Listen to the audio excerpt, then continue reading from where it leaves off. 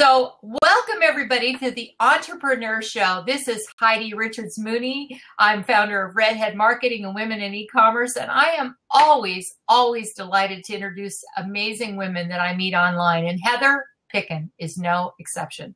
Let me tell you a little bit about this amazing woman. Heather is a leadership trainer, professional speaker, and business acceleration coach. She is also the best-selling author of Insider Secrets to the CEO's Mindset, 25 proven principles on leading your business to create ultimate success. Welcome, Heather. I'm so excited you're here. And in case I forget to thank you later, thank you so much for giving us your time today. Thank you. Well, thank you, Heidi. I am delighted to be here today. So tell us a little bit about you, other than that brief introduction that I gave you. Yeah, well, actually, I just launched my recent book, Woman on Fire, Entrepreneur. So I'm really excited about that. And people can learn more about that book if they go to womanonfireentrepreneur.com. Gosh, talking about, I don't know if you want to talk about my journey as an entrepreneur, because I think that's a pretty important story for people that are starting a business and realizing that business is not linear. You're going to have a lot of challenges and bumps along the way. And the secret is knowing how to navigate that, so if you're wanting to build Let's talk about it. Yeah. It's interesting because I think I know my biggest breakthroughs have come in the form of lessons I've learned from relationships. It's pretty interesting. And so a big breakthrough moment for me, I remember it was like 2 a.m. I'm surrounded by trash bags because I was reliving a fight that I had with my then boyfriend. He basically kicked me out of his place. And I'm freaking out because can you imagine? I've got garbage bags everywhere. I've got my little dog, Chihuahua. Her name was Angel, sitting on my lap, and I'm freaking out because running through my mind, I'm like, you know what? I am a woman on fire. I have such drive and such passion to help people, but yet I cannot get my stuff together. And so that moment was like what I call a holy crap moment. Like, holy crap, how did I get here? What am I going to do? And I didn't have a car. I had like $300 in my pocket. I had no one to call. And here's what I did that was really empowering. And so I want people that are watching this right now to listen. If you're up against the wall, you're having a challenge in your business, whether you're starting, or you're trying to break through to the next level, you have to keep putting your mind at, really focusing on the end result. Because for me in that moment, I'm like, you know what? I am no longer going to go through this challenge again. Like somehow, some way I'm going to get some help. So what happened the very next day, I put an ad in Craigslist looking for, a place to live. And I found actually that same day, complete stranger, very humbling experience. So what happened in the next couple months absolutely transformed my life because number one, I set an intention that no longer this was acceptable. Number two, I was going to find someone that could help me, which I did. At that time, I honestly didn't have the money, but when there's a will, there's a way, there totally is. So I signed up with this person, and what I did in those few months, actually I did 4 things. I worked, worked on my business. I ate, I slept, and I worked out. I had no social life, and that was okay because it really taught me to push myself to really create a breakthrough. And within that short amount of time, like it was 4 months, I was able to go from literally zero in my bank account to like over 120,000 in that short amount of time. And so that was the start of just a series of breakthroughs in my business. And what I love to teach is, helping women to wake up to their greatness and become inspired, like what makes you unique, what makes you brilliant, and taking that brilliance and being able to package that and market that, whether you want to do it online, whether you want to speak. There's so many opportunities out there, but the problem is we live in a lot of doom and gloom. We live in a lot of, in a world where people are injecting their values onto you. And so you start thinking in your head, should I do this? You get all these approval issues. and it really clouds your vision. So it's really important to have clarity in your vision when you want to do something, and know that in order to be an entrepreneur, you've got to embrace both the pain and the pleasure of the pursuit of doing it. There is no other way. And I'm sure you can agree with me, Heidi. No, absolutely. And in fact, I love the fact that you didn't allow that victim mentality to creep in and take over your life. And so many people I come in contact with do that, probably because that's all they know. And they need people like you to help them kind of get out of that mindset. I think it all begins with mindset. Yeah. I think to be a success, you really have to have the right frame of mind. It really is. Yeah,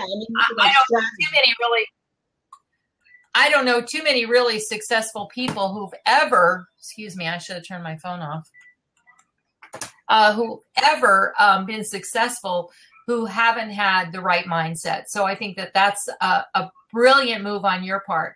The other thing I'd like to talk about is, so what were some of the steps? I'm sorry, I didn't turn it off all the way. What are some of the steps that you took? Because in that 4 months, I heard you say something about going from 0 or 300 to 100, over $100,000 in income. So what did you do to achieve that? I mean, what were those steps? I know you said you worked. Obviously, you had no social life, but you had to do something to create that the energy transformation, that transaction. Absolutely. Well, one of the things, and this is honestly the first foundational piece, and you mentioned it earlier, is your mindset. You've got to align your mind to your vision and know that anything and everything is possible. Literally, things can show up within seconds. I mean, that's how powerful your thoughts are. It is so, I mean, I have had clients be in their, what I call their freak out mode. I'm like, you can't do this. Then I give them a tool where they can shift their mindset, really start focusing on what they want to do. And they start, attracting clients, making money, attracting opportunities. So the mindset, you must have some kind of routine that you do every single day religiously. Because if you don't, what happens is you fall back into your old patterns and habits. So the mindset piece is the number one thing. I would focus on that. Back then it was probably like an hour or 2 hours a day because I was all over the place. And then the second thing that I did is I built a targeted list. So your list is like your stock and trade, and each person on your list represents a potential of income. Let's just say if you have a program that's $2,000, then each person on that list can represent $2,000. So I basically went from 0 people on my list. Oh, backtrack. So there's another story. So I had a business partner, built my list that was targeted, had about 10,000 people, and that business partner got really upset. We didn't have agreements in place, and then totally stole the entire list. So I had to build it up from scratch. So I built this targeted list, went from 0 people, created a thing where I gathered a bunch of expert people, did a lot of interviews, and I built it to 1,500 people. That 1,500 people gave me my first 120,000. So that's why it's so important to build a targeted list. It's not enough just to post something on Facebook or do things that are random. And then from there, so after I built the list, I marketed my program. So a lot of times what people do when they're selling a program or there's, like a service-based business, is they're not building a targeted list. They're doing things that are random, and they're launching their programs first. So they're putting the cart before the horse. And I'm saying, no, don't do it that way. And so I have a process that I take all my clients through. Got to build a targeted list. Then you do your program. So when I did it that way, it totally worked. And it didn't take a long time, but I really put all of my energy, all of my passion into it, and anyone can do it. You just have to have, the right strategy in place and the right mindset. So 2 questions. The first is talking about that highly targeted list, because obviously it wasn't a huge list. And I think a lot of people listening might think that you need a huge list in order to make that kind of money. So you've proven that you don't need that, that huge list. Absolutely. Matter of fact. So when you say, go ahead. How did you do that? How did you create that? What were some of the steps you used? In other words, to find those particular people? Oh yeah, finding people that are complementary to what you do. So if you're a health and fitness coach, you could contact let's just say your specialty was in nutrition, it would make sense to find people that were fitness coaches, like they're teaching, different types of exercises and that sort of thing. So yeah, I would just start researching. So you got to research, you got to Google people, go on Facebook, and then just connect with them. And you'd be surprised, I've had such amazing, to me, it's about building relationships, because the relationships I've built through just that process alone over the years, I have gotten amazing PR. I've hooked up with someone that does like the PR for Dr. John Gray out of that, one of those things. I've also hooked up with another person that is helping me with a live event that I'm doing. And it's just, it's amazing like how all these things are interconnected. So it's not just about building your list, but creating all these other opportunities and having the small list. It doesn't have to be big, but it has to be targeted. So asking yourself the question, are these people aligned with my message too? Are they complementary? And, just reaching out to them. Matter of fact, I have a client, when she came to me, she had 85 people on her list. I showed her how to create a very short email that generated over $19,000 in 10 days. So again, it's the targeted list and the right message.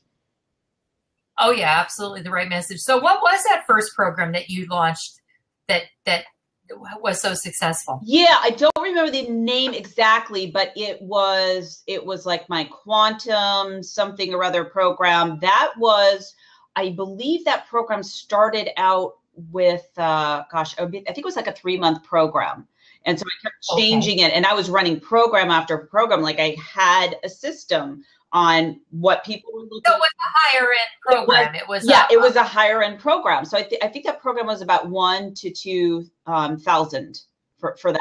Okay. And what was really great is that, because one of the things I like to teach people is how to create that reoccurring income. So it was about 1,000 to 2,000. And then I also had my private clients as well. So what was really great is when they finished that program, it was easy to up level them as a higher paying client. So how did you get into internet marketing? Because it sounds like you know a lot about what you're doing. It's kind of funny. So my background is in fitness, and I had my own personal training business, absolutely loved it. And I created a system. It was called the 6-week fat burning mind empowering system for women. And I started teaching this in an office I shared with a chiropractor at the time. And these women would come to this group, and we would meet every week for like 6 weeks. They said, this is absolutely amazing. And I had this thought, how can I take my information and market it and package it online? So what I did is I learned everything that I could.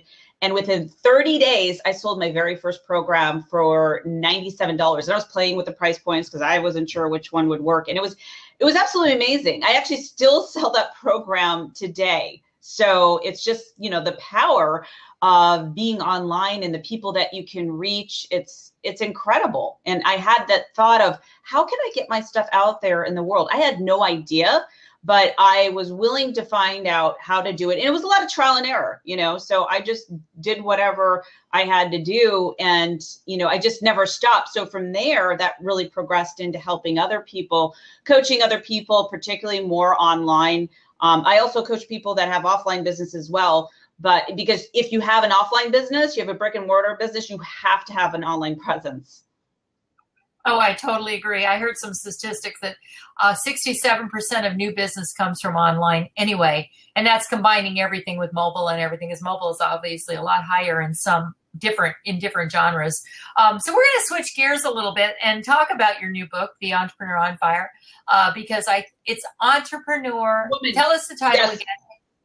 Entrepreneur Woman on Fire, because I know we did this program not too long ago, which was wonderful, and thank you for the opportunity. So tell us a little bit about the book and what inspired you to write it. Yeah, so the book is called Woman on Fire, Entrepreneur. And honestly, the reason why I wrote this book is I wanted to give up more than anyone else. I wanted to throw in the towel. I remember one Friday night calling one of my mentors going, I don't know if I can do this. I need to make money. And I was so doubting myself. I didn't know if I really had what it took to make it. And I was just freaking out about money and about attracting clients. And I just felt like women out there that can make a difference, because if you're listening, you're a woman, you can make a difference.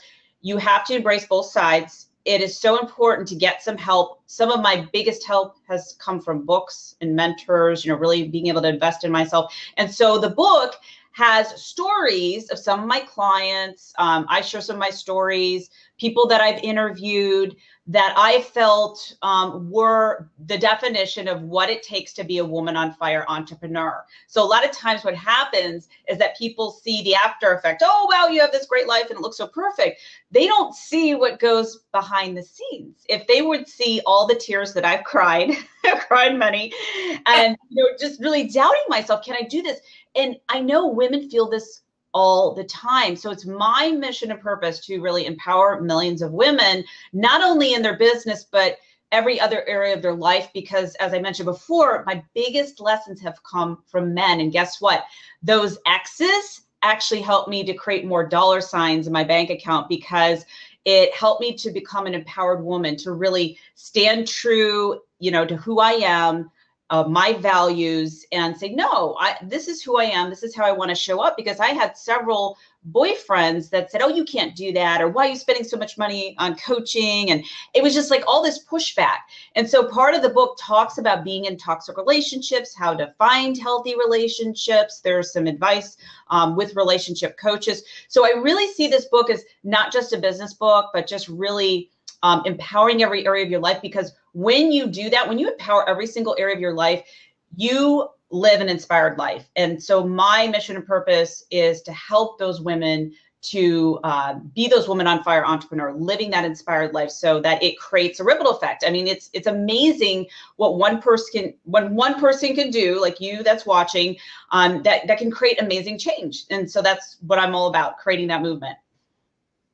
Well, and I think that that's a wonderful goal. There's so many, as I said at the beginning, there's so many people, women, I think in particular, who, through whatever reason, it could be lack of self-confidence or self-esteem, or just a lot of naysayers in their lives. I've talked about this on a few of our shows. A lot of our female guests seem to feel the same way, that we get a lot of these negative messages. I guess I've been very lucky. I've had 3 businesses and all successful, and I really love what I've done. And I've always been surrounded by people who have encouraged me. So I've just been very lucky. And my mother was an entrepreneur. So I came from an entrepreneurial background. But I can tell you, my first business, I was scared to death, because everybody said I could do it and I did not believe it. And until you actually do it, you don't believe it. I think you still have all those doubts in your mind, like, oh my gosh, I'm 22 years old. I have this child care center. How am I going to take care of all these kids, take care of compliance, pay my bills, pay my staff, keep in compliance with the law, and, all the things that, and every business has similar issues. So I think that it's wonderful that there are women like you who are out there helping women, because I'll tell you what, I've been in business 32 years. And I didn't know one woman who was I knew a couple of women who were in business, but most of them were like people who were like lawyers and CPAs. And I didn't relate to them as a business owner and a coach. And I had a flower shop, my second business. And I mean, I didn't relate to most of those people. So it was hard for me to go seek advice from them. And so a lot of the people I would seek advice from were men who were really good in sales, because I felt like that was really where I needed to spend my time if I really wanted to build my business. And I think that that's something I hear you saying, is that you talked about building a list. You talked about how to learn how to market. And I know Seth Godin says that most business owners are not good marketers. I think you can teach yourself how to be a good marketer, but I think does it get to the point then when you're really getting to what you want in life, then you can now say, okay, now I can hire people who do that so much better than me, and I can focus on what I do best, which is coaching and consulting and helping clients. What do you think about that? Yeah, absolutely. I think once you master one level, you can delegate that to other people. So make your life easier and focus on what really is the highest priority. So if you're focusing on low priority things like scheduling your own Facebook post, it's not going to help you to grow your business. So you need to be able to delegate that. So the high priority things are always getting in front of people, and also mastering that sales conversation. You mentioned sales. That is so critical. And most people, to be honest, are awful at it. If you don't have background. They're so awful because they get so in their head and they start thinking, oh, this person's going to think I'm pushing them. And it has nothing to do with that. When you're so confident in what you do, it's really about showing up and helping that other person, because you're there to whatever you're helping them with, whether it be fitness or business related. They're looking for a result. They're looking to get their problem solved. So you have to be able to master that. You've got to be willing to go through the awkwardness if you don't have any training on it. So I'm a big proponent and learning the right way on how to do that. See yourself as a leader, because the more confident you are and the more aligned you are with your vision, people will pay you what you're worth. It won't be a question.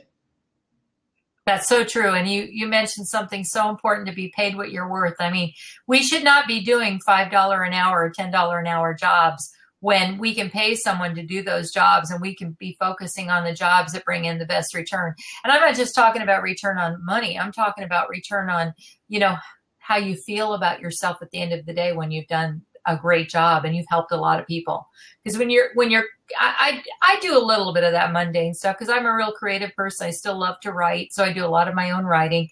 But I don't mind outsourcing anymore. And it took me a long time to learn to let other people be responsible for certain parts of my business. And I think that that's a huge, huge thing, that women tend to want to do it all. Yeah. Would you agree? Oh, yeah. And I can be slightly dangerous because I'm very techie oriented. So if I start seeing myself do something, wait a minute, I'm like, I've got a whole team I can outsource it to. You don't need to do that, right? Yeah. It's different when you want to do it, though. Yeah. So let's talk about your role as a coach and trainer. You've helped people activate what you call their money mojo. What exactly is a money mojo, and what are some of the tools you use to help them? Yeah, I see it as... I hope I said that correctly. Yeah. Is it Mojo? Yeah, money mojo. Yeah, I see it. Everyone has money, the money mojo within them. It's just, how do you activate it? So if you're struggling right now, or if you want to go to the next level of your business and you're just kind of stagnant, you have to understand, what is the end result that I want to create? Like, start there. And what beliefs do I need to have in order to make that happen? And having the right strategy and having the right plan. I see that as all a part of activating the money mojo. And it has to be consistent, because human behavior is really predictable. People get all excited about something and then they fall off the wayside, and then they're scrambling and they're wondering, why don't I have enough clients?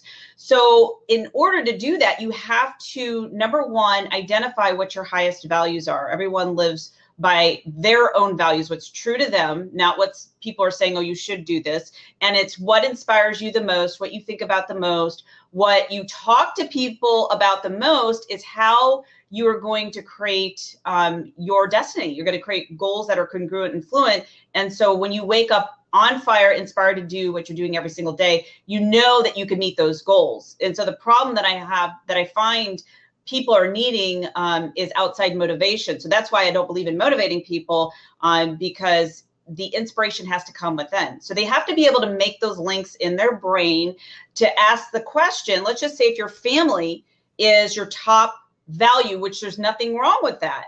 So I want to make that clear. If you love spending time with your family, like more so than business, then you have to make that link in your brain. How is building a business going to help me to have more time with my family? You've got to be able to create enough links in your brain to actually create a shift in your mind so that you are automatically doing it. You wake up, you're on fire, you're inspired. So once you go through that process, it's amazing. So when I'm taking clients on, I go through finding out what their highest values are. There's 13 questions, and that helps them to see things on the way instead of in the way. Because as I mentioned before, there's always going to be those little challenges. So you got to know how to navigate around those and see it from the end result. Excellent. Excellent. So you're also the founder of Women on Fire Entrepreneur. And I think is that a community or a tribe? Yeah, well, that is my whole brand with the book and what I teach. And I run my High-End Client Attraction Academy, which teaches people how to market, package their product, their service online. Like, really, I'm all about creating a legacy, having the lifestyle that you want, and developing a leader, like being a leader in your industry. So it's really about stretching people out of their comfort zone. You're always going to do things that you don't want to do. And, you know, I find that, yeah, anytime you go to the next level of your business, it's always going to feel a little uncomfortable. And I always think if you're not feeling a little uncomfortable, if you're not feeling a little bit on edge, then you're probably not doing what you need to do.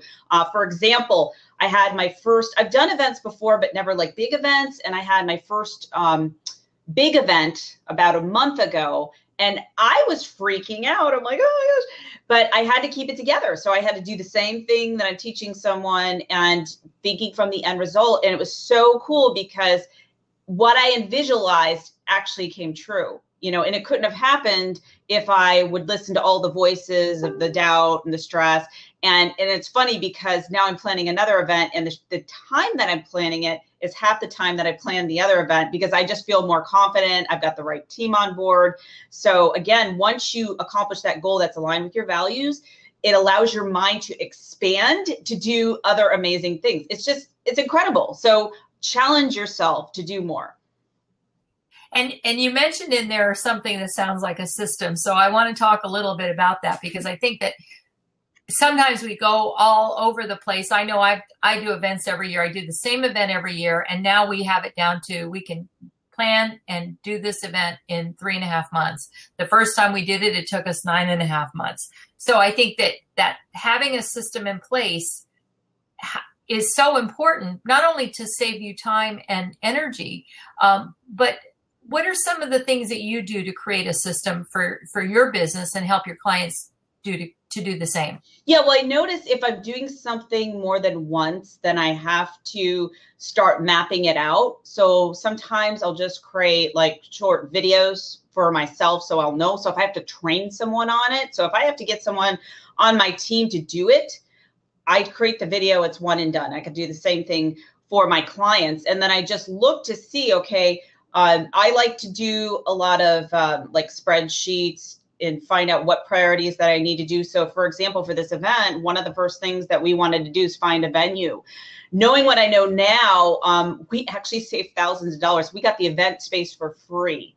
So that is actually, right now, we're all profit. So we don't have any expenses out of pocket, because I've had a system. Like I know, you know, priority A, priority B, priority C, like here are the first things, three things that I need to do in order to make this event happen. So it's, for me, it's always the event space, it's the sponsors, and the vendors. The ticket sales actually come last. Absolutely. Well, you know, and we live in such a society where people wait till the last minute anyway. So, you know, and isn't it scary? You know, you think you're planning this live event. Used to be you had to have 6 weeks notice to plan a live event, and maybe 2 for the internet. Now it's probably 2 weeks notice for live events, because I would say from every event I've ever done, and you may have the same experiences, the majority of people sign up the last week or 2. That's exactly what happened with this last one. And and it's very nerve-wracking. And, you know, the venues, when they are requesting, if you're serving food or anything, they request the count like almost 2 weeks before. So it's hard to work with them. But I think a lot of them are realizing that's just the society that we live in. And then an online event, I don't bother promoting it more than a week. I may send out 1 or 2 notices, but the majority of my promotion happens like within 3 or 4 days before the event, because even when people say they're going and they register, probably 50% don't end up coming unless they've paid a lot of money for it.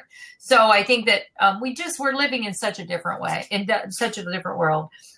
So I understand that you have a tip or resource of the week. Actually, before I ask that, you mentioned about videos, that you create videos. Tell us, what do you do? Do you do a live video? Do you do a video on the computer? And what kind of tools do you use? Well, yeah, that's a great tool or resource that I'd like to recommend for everyone. There is a Screencast. It's called Screencast-O-Matic. And I believe it's about $20. That's what I love it. And so this is so great. Anyone that has a service-based business, or just if you have any kind of team, this is invaluable. So I use that. I record my screen. I will take someone, because sometimes when you're trying to communicate in an email or a text, it just, you know, people are like, huh? And then you have to go back and forth a million emails. you do this video, it's so easy. So I love it. I highly recommend that tool. Yes, I love Screencast-O-Matic, and they have it for Mac and PC, but I'm not exactly sure what the URL is. I think there's hyphens in between. There is Google Screen-O-Matic. Screen-O-Matic. Okay. Screen-O-Matic. There is a hyphenated. It is hyphenated. Yeah. I'm just writing Screen-O-Matic, and they'll find it. And Stephen, welcome, Stephen and Dutch Driver. They just joined in, and Dutch Driver just asked the question, how can you take advantage of the procrastination of today? Ooh, okay, so they missed what I talked about earlier. So let me just repeat what I was saying earlier. So everyone operates on a set of values. So your values determine your destiny. And if we look at that a little bit deeper, it's going to be how much money you're making. So if you're not making exactly what you want to make every single month, and you find yourself hesitating, procrastinating, my question to you is, what are the top 3 values on your list? So if you find that you're procrastinating because you're spending more time with your family, be honest with yourself, and being able to create those links of how building a business or doing this task. Let's just say if you were to give a job description, I want you to list what all those job description things are for your business, and then you link that to your highest value. So how is doing this going to support me in my mission and purpose with being with my family? You've got to create enough links in your brain where it creates a process called myelination, and it actually changes the brain chemistry. So I've walked people through this process where they're like, oh my gosh, this is amazing. So if you're procrastinating, yeah, it's not highest on your value list. And so when no one tells you to do anything, when you wake up every single day, you're on fire, you're inspired, you'll do it. It's those things where you say, well, I'm procrastinating, I don't want to do it because it's not a high priority. So again, you've got to make those links so that you're on fire, you're taking the action. Okay, so from a different point of view for procrastination, say we're dealing with people with procrastination issues. I think that that could be another way of looking at it. How would you deal with that in terms of, say, marketing or promoting something? Like if it was a client, or he meant late signups at live events, but I like the neuro lesson. So that's a great. So you want to make your offer attractive. What can you give them to where they're going to have to attend? They're going to have to sign up. So so it's all about hooking them in. You really have to do that. I mean, I've had people where like a lot of my webinars, I don't do a live replay, and one of the reasons why, because I want people showing up live. I don't want people being on the back end. And I teach people how to run successful webinars to the point where when I was first doing them, I was a flop.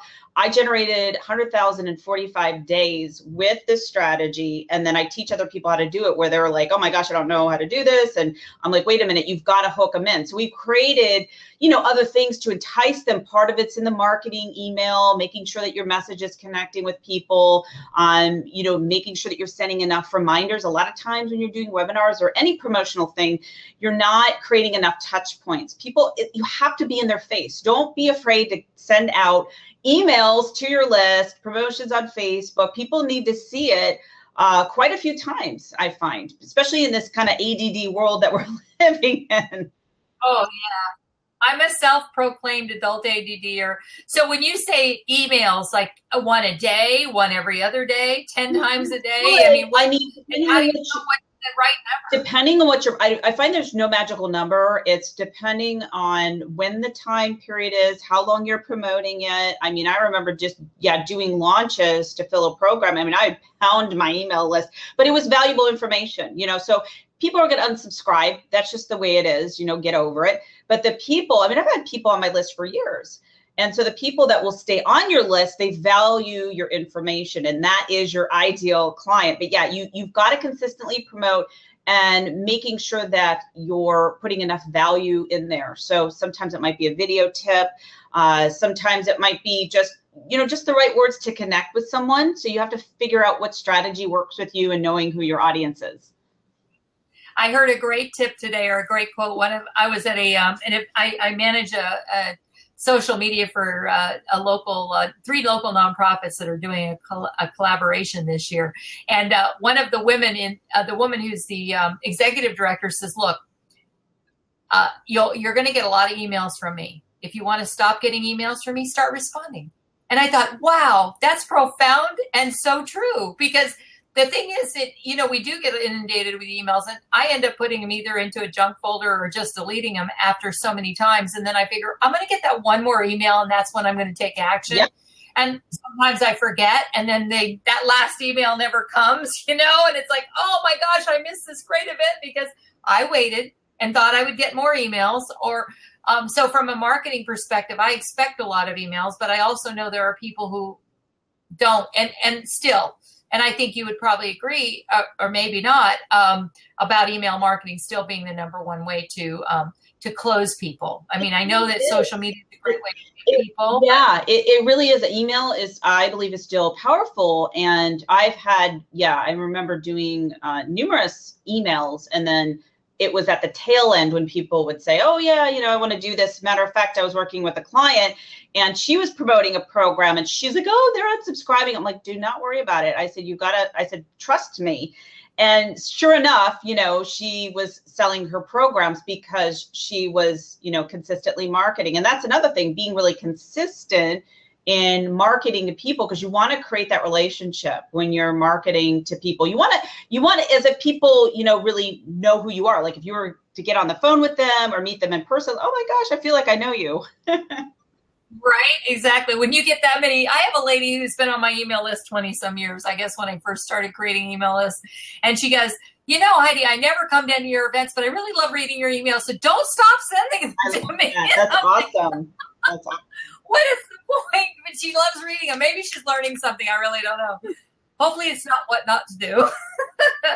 So tell us about what you're working on. Oh, first of all, I want to know, who is your ideal client? Yeah, so I always forget the question. Oh yeah, great question. Yeah, my ideal client is someone that sees themselves as a leader in their industry. Like they just want to go to the next level. They love the idea of making a powerful impact in the world. Like their vision is so vast, yet they lack the knowledge with the fastest way on how to create this online global presence. So what I mean by that is how to package, market, and sell your expertise, your products out there to clients that would love to buy your services. And you're looking to create high reoccurring consistent income. And so the key there is consistent, because that's the problem. It can be feast or famine, and looking at it such a bigger way, because you've got your online global presence, then you have your speaking, and then the book tour, and there's just so much that you can do. And I just love looking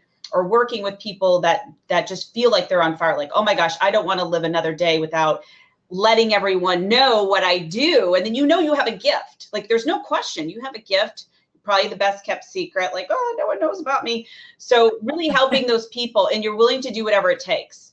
So I find those people that can implement things like Heather, just show me, they get the best success. They have the best success rate, and as soon as they implement things just start working, So I know those people within a couple of seconds of talking to them, like, oh yeah, you're on fire. You're going to do it. You just need the strategy.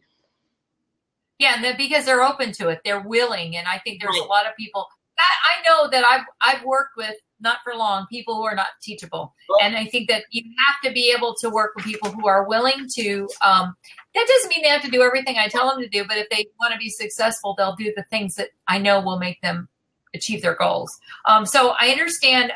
So tell us what you're working on these days. Before you do though, David, welcome. And Dutch Driver did want to jump into the open seat in a moment, but I figured let's wrap up your part of the interview and then he can jump in and ask you some questions. So, okay. What are you working on today? So today, I think I mentioned a little bit earlier, I am doing my Woman on Fire tour. It's starting in Charleston, South Carolina. I'm really excited about that. So actually, I would give you a specific URL, but if you just go to Woman on Fire event, you'll find that there. And that's, I'm really excited because we're going to get, we're working on getting a lot of sponsors. It is for women. So men, sorry, you cannot come to that.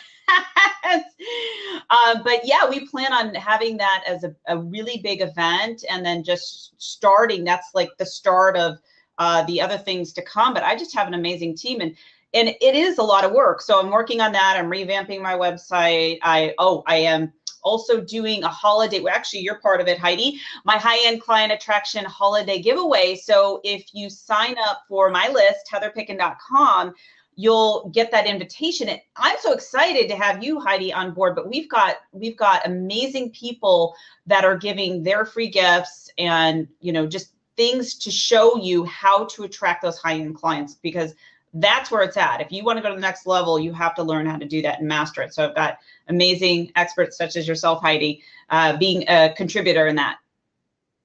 Is that woman, WOMAN, on fire? A-N. Entrepreneur? Okay, so I'm writing that down. I'm putting that into the little chat area for people to click on that as well. Okay, so final question is, and I'll ask you this again at the very end, but tell us how to get a hold of you. What's the best way? Yeah, so the best way, actually, if I could give everyone a special gift, if you go to sessionwithheather.com, that will take you to a page, and I have two gifts. One is my Money and Miracles program. It's a 21-day program to help you to rewire your mind for success. I just got an email from someone that said, oh, I just, you know, I was going through your program on day 19, and she gave me a list, like a play-by-play of everything that's happening on like money and clients. And I'm like, oh my gosh. And it was so cool because I love that. I selfishly created it for myself at the time years ago because I was really struggling with money. So it really gets you in the flow. It's so simple. Anyone can do that. So that's my gift for everyone that goes there. And then the other thing, I've got a few spots for my high-end client attraction session. And that is really to walk you through, actually, it's a real coaching session. So I walk you through your 12-month blueprint, how to get to your next level of income, whether that's 100,000 or beyond. And it's 30 minutes of my time. So I generously want to give that to people. But you could also go to one last thing. You can also go to heatherpicken.com. And I believe there is a video series on how to make in a day what you used to make in a month. So I know I've said a lot. So hopefully everyone's writing that down. Oh, I put them all in the chat. If you'll just double check and make sure I wrote all the right URLs, that'd be great. And Dutch, if you would like to join us, you're welcome to. If anybody else would like to, oh, look at that. He didn't waste a second. Welcome, Dutch. What does it say? Brain trust. Okay, so hopefully he'll tell us a little bit about himself when the room accepts him. Sometimes it takes a moment. And then we'll again at the end mention the URLs. Is it asessionwithheather.com? Heather.com. I'm just typing it. Okay, good. Thank you. Thanks for correcting that. Because I've been to all of those, so they're really great. You have some marvelous things that you give, and we were talking about this earlier in another session about always giving your best stuff, because when you do, people will want more of it. Okay, let's try it again, Dutch. It looks like that first time didn't work. And anybody else who'd like to jump in and ask Heather? We've got a couple of minutes. There he is. Yay! Hi guys, I came in on your chat late, but I asked that question about procrastination because the chamber here, the Chamber of Commerce, has the same problem about people signing up for the events for live events the last 2 days, and I called out, yeah, I've been and caterers need to know about this thing a couple of weeks in ahead because they plan out their cooking. So I came up with one of the ways to take advantage of this. You know that there should be a price increase 2 days before the thing goes live. Yeah. Well, even the price increase, I think sometimes people will say, okay, I'll just pay it because they don't want to make a commitment. Have you heard of profit? I like that idea. I call it the procrastination tax. I'm going to tax them because I know they're going to be procrastinating, make a little extra money. Exactly. You know what we do is we work out with the venue is that we don't mind if they'll charge a little extra. We'll just charge extra too. And if you need to charge extra because we can't give you the full account, and I try to, you try to project, but sometimes you project wrong. And I mean, I've done this before with the same event that I've done years and years and years. And then one year you've got 120 people, the next year 150, and the next year 110. And, so it's, you just, human nature. Heather, what do you have to say about that? You could also do a raffle. So you could get different vendors involved. And if they register by a certain time, their name will go into the raffle to win, whatever prizes. So just enticing people. And this is so simple yet powerful, calling people up. Hey, I'd love to register you for whatever. If you sign up today, you get an XYZ bonus. And so it could be some of those gifts. Yeah. And you know, go ahead. Go ahead. Go ahead. What I was going to say is I see so many people giving discounts to get people to sign up. And I'm like, okay, I hear it all the time. That's a race towards the bottom. I mean, if you're giving away discounts, is because sooner or later somebody's going to discount the discount, and then discount the discount, and pretty much you're going to be working for next to nothing. And a few months ago, I remembered I grew up in West Texas where the horse traders had something to boot. You want to buy this horse? Well, I don't want him for that price, but I'm going to throw that saddle in to boot. It's just an old phrase that it's a little extra incentive. Instead of giving a discount on the price, you gave a little extra value to get them over the edge. Yeah, I agree. That's a good point. Yeah. You talk about, though, I don't believe in discounts. At the beginning, at the front end, when people sign up, I'd rather reward them for being the early signer-uppers. And then, because what happens is then once people get used to getting those discounts at the end, then they expect them every time.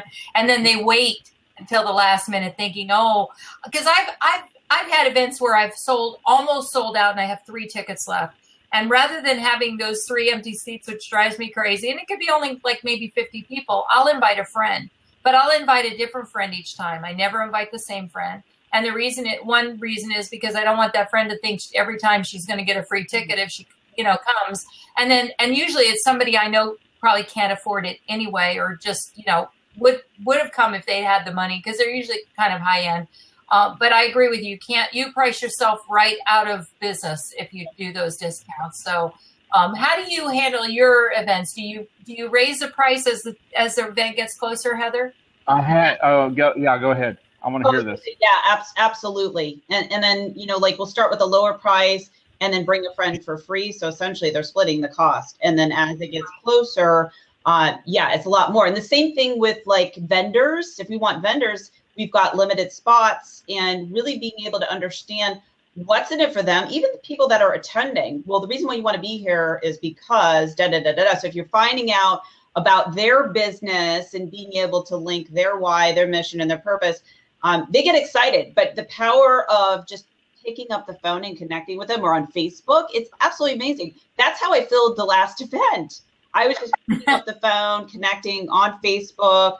We had a couple of other strategies that we worked on, and we filled it. And it was, of course, at the last minute, like you said. But you mentioned 2 things that I don't think people do enough of, and that's one of the things is I agree with you about. I send out individual messages when I get closer to the event. I don't do it early on because just don't have the time. But a week out, I will send individual messages on Facebook, and I think we're really afraid to use the phone anymore. We've gotten so used to this medium of this computer screen in front of us and not having to hold on to or talk to anybody that I know for a long time I wouldn't even answer the phone. I just get freaked out because I'm like, "Hey, where you going?" Like, who is this? Right? I know. And then they call you and they tell you their first name, and you're like, "Gosh, I have 100 friends on Facebook named Patricia. Which one is she?" Or something like that. Steve or Mike. Steve or Mike. Yeah, exactly. Steve or Mike. So Dutch, you don't have to worry about that, right? You've got an interesting name. Well, yeah, most people.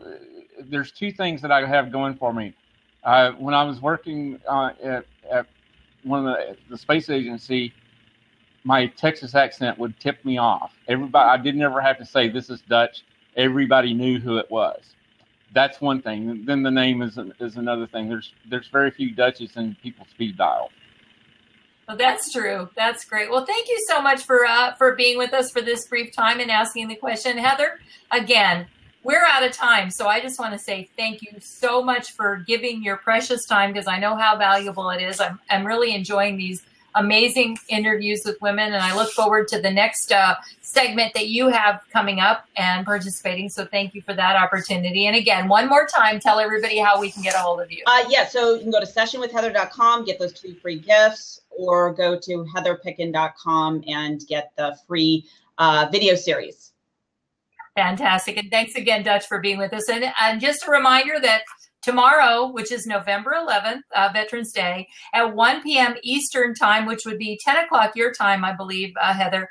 We have Nancy Eichler. She's the social media marketing maven for the Brownie Brittle. So she's going to talk about social media marketing, the Brownie Brittle way, multi-million-dollar company. She was their very first employee, and you know they're in all the major big box stores, all the major grocery chains, and even in the specialty. So if you've never heard of Brownie Brittle, I don't know if you have. If you don't have it in are you in California? Seattle. Or in Seattle, okay. So if you haven't heard about it, look it up. It is just amazing. It is an amazing treat, and it's in all the Sam's Clubs and Walmarts and everything. So so she'll be our guest tomorrow. And again, thank you, Heather, for being with us today. It's Heidi Richards saying bye for now. Bye. Thanks so much. Bye-bye, everyone.